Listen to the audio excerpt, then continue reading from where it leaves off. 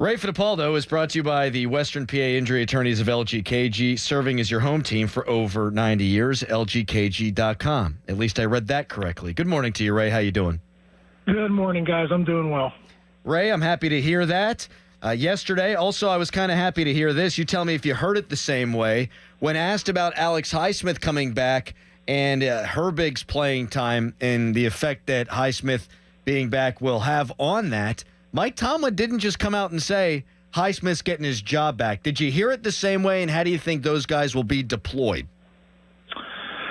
Yeah, I mean, that was an interesting answer. I do think the way it's set up this week, and Alex talked to us on Monday, he's not going to be full until Friday if everything goes well. Okay. So that really does set him up to be not a backup this week, but to be the number 3 outside linebacker this week, I think. I think they might be able to do that. I'm not saying he's going to be on a pitch count, but Alex did tell us that the high ankle sprain was lingering a little bit. So we'll see how practice does go, but it's really a nice problem to have. And I think when they do deploy the 3 outside linebacker package, I think probably you're going to see TJ and Nick on the edges, and then Alex has been in that position where he roams over the centers and the guards, and he could either drop into coverage or he could rush over one of those guys too. So you can't deploy that, every week or every down in a game, but it is a nice package to have when you have 3 really good players at one position. Ray, are you worried about this game on Sunday? Do you think Dillon Gabriel can beat the Steelers?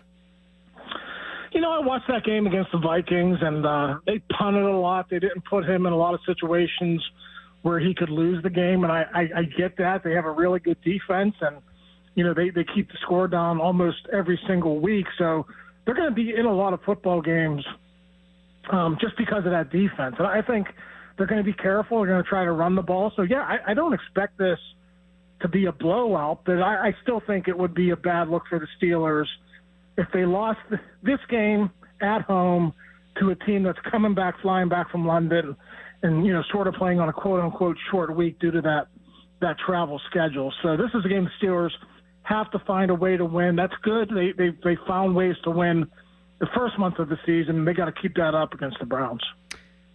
Which of the 2 games is more dangerous for the Steelers? You just gave your synopsis of the Browns. Well, now Joe Flacco will be leading the Cincinnati Bengals. Which one scares you more if you're Mike Tomlin?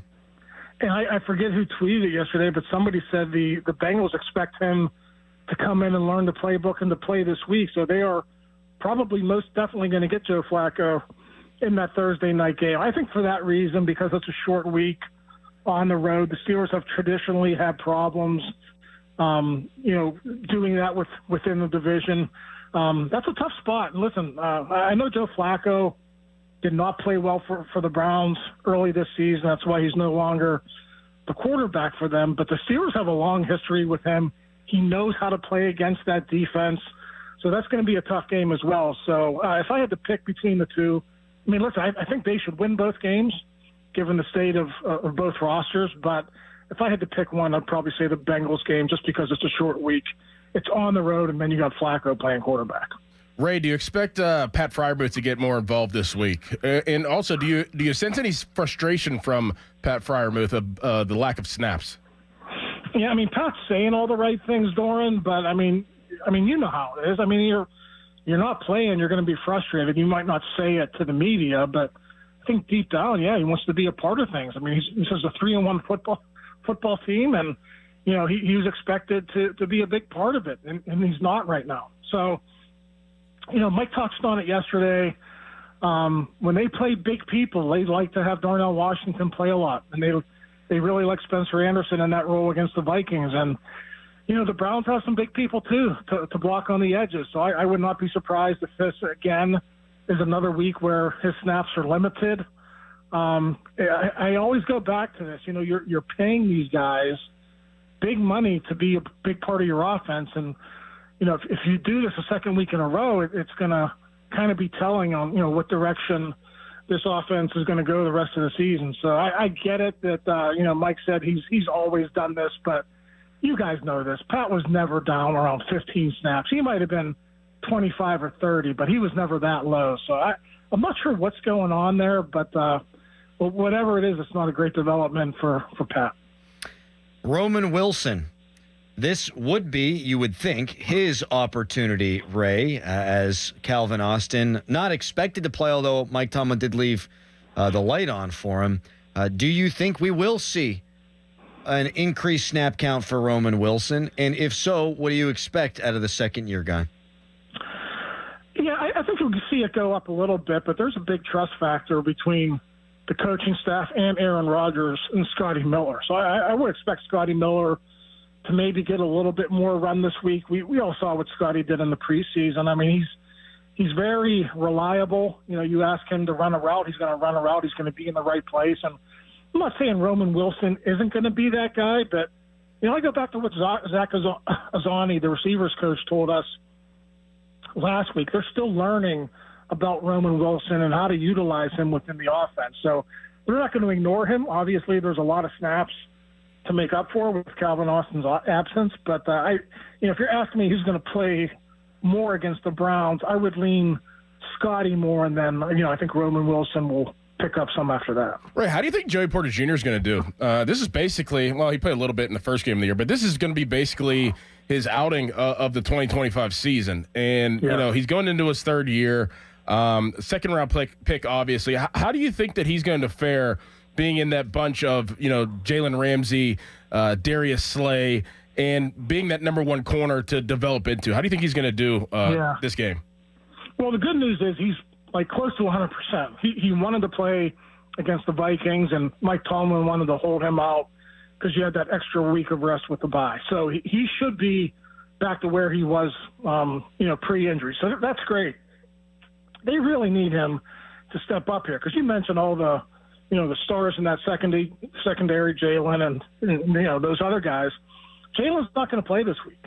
So they need Joey Porter to not only step in, but they need him to step in and play at a high level. So, this is a big year for Joey. He doesn't have the fifth-year option, of course, because he's a second-round pick, but they got to make up their mind about him. And, I know there's a lot of belief within that building that he is going to, rise up and be one of those guys, but he hasn't done it yet. So, yeah, injured early in that first game against the Jets, and now here we are in October, another big opportunity for Joey to show the coaches that, he is going to be that guy in the future. Mike Tomlin, 14-4 in his career coming off of a bye. They do the deep dive. They do the self-scout. What do you think were their top couple of priorities? What do you think they need to turn around here for the final stretch run, which, my God, there's 13 weeks here after the bye. Yeah, well, he talked a little bit about it yesterday. I think possession down defense, they were better against the Vikings there, but they were not good on third and fourth downs in the first 3 games of the season. So, horrendous against the Patriots. Yeah, and he was talking yesterday just about looking around the NFL and, how often teams are going for it on fourth down. Now, there's a little bit of an adjustment now. Like if you're Mike Tomlin and Terrell Austin, when it's 3rd and 5 and you're anywhere near midfield, you almost have to expect sometimes, depending on the opponent, that and Stefanski's one of these guys, you almost have to expect, okay, we're going to be happy getting 3 or 4 yards. We're going to get in 4th and 1. Maybe we're going to put some pressure on the defense. Maybe we have a couple of special plays that we think are going to work in those situations. So that's really changed football over the last couple of years. The Eagles were at the forefront of this, but a lot of other teams have had success in those short yardage situations. So that was one thing that Mike kind of focused on yesterday, and I think that's going to be big for this defense. Listen, we see that the pressure rate and the sacks are back. The turnovers have been back the last couple of weeks. The last thing to kind of rise up and be that dominant defense that we thought they were going to be is getting off the field. So if they could start getting off the field, this defense has a chance to still do some really good things. I was looking at one interesting stat. The Browns are number 2 in the league in total defense. I think they're giving up 247 yards per game. The Steelers are 28th, giving up 382 or something like that. Yet the Steelers, on average, have given up fewer points per game. I think it's 24.5 points compared to 24.6. So, their points are down. They're still giving up that big yardage, but they're still finding ways to win football games and to keep the points down. So that's obviously been a good development for that defense. Turnovers, the great equalizer. Also, Queen Latifah, the equalizer. Thank you, Ray. We appreciate your time as always. Actually, real quick, will the Steelers be 5-1?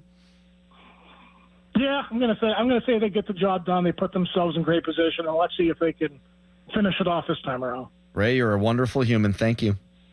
All right, guys. Talk to you later.